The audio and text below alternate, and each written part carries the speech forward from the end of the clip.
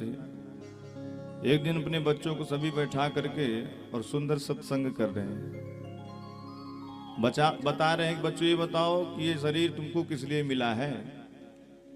बच्चों ने कह दिया कि बस सुबह स्नान करते हैं, नाश्ता करते हैं, भोजन करते हैं, ऑफिस जाते हैं, वहां से आते हैं, भोजन करके फिर सो जाते हैं।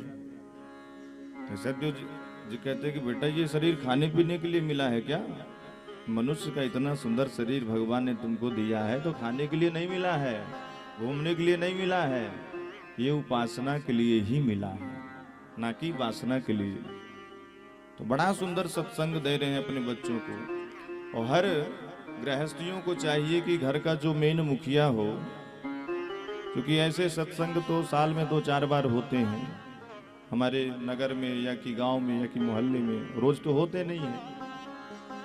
तो ऐसे सुंदर छोटे छोटे सत्संग हम लोग घर में भी बैठ करके कर सकते हैं। ये ऋषभदेव जी महाराज कह रहे हैं, अपने बच्चों को बड़ा सुंदर समझा रहे हैं। क्या कहते हैं? नायम देहो देह भाजाम न लोके कष्टान कामान नरहते बिंभुजाम ये तपो दिव्यम पुत्र कायेन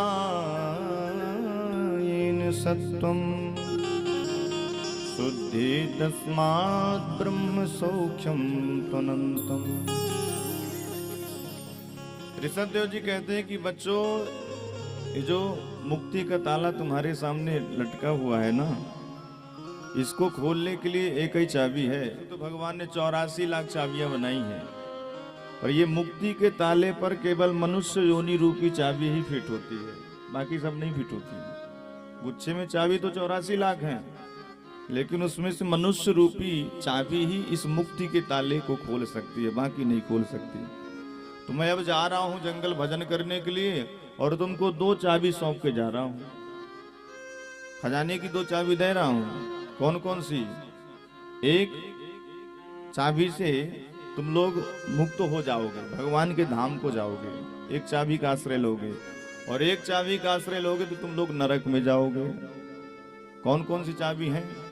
महसेवाम द्वार माहुर विमुक्ते तमो द्वारम जोशिताम संगी संगम। ऋषभदेव जी कहते हैं कि बच्चों, महासेवाम, महापुरुषों के चरणों की सेवा करोगे, संत महात्माओं का सत्संग करोगे, भगवान की कथा सुनोगे, भगवान का दर्शन करोगे, तो तुम मुक्ति के दरवाजे तक पहुंच जाओगे और तुम्हारी मुक्ति हो जाएगी। और तमो द्वारम जोशिताम संगी संगम, और लंपट पुरुषों का सत्संग करने लग जाओगे, कुसंगियों के साथ रहने लग जाओगे, तो नरक के दरवाजे तक पहुंच जाओगे। चाबी दोनों तुमको दे रहा हूं, अब जो चाबी तुमको पसंद आए उठा लेना। बच्चों को सुंदर समझाया है, और ऋषभदेव जी महाराज पहुंच गए। अवधूत वेश धारण करके तपस्या करने लग गए। ऋषभदेव जी ऐसे हैं कि न शरीर का भान है न कुछ, अवधूत हो गए।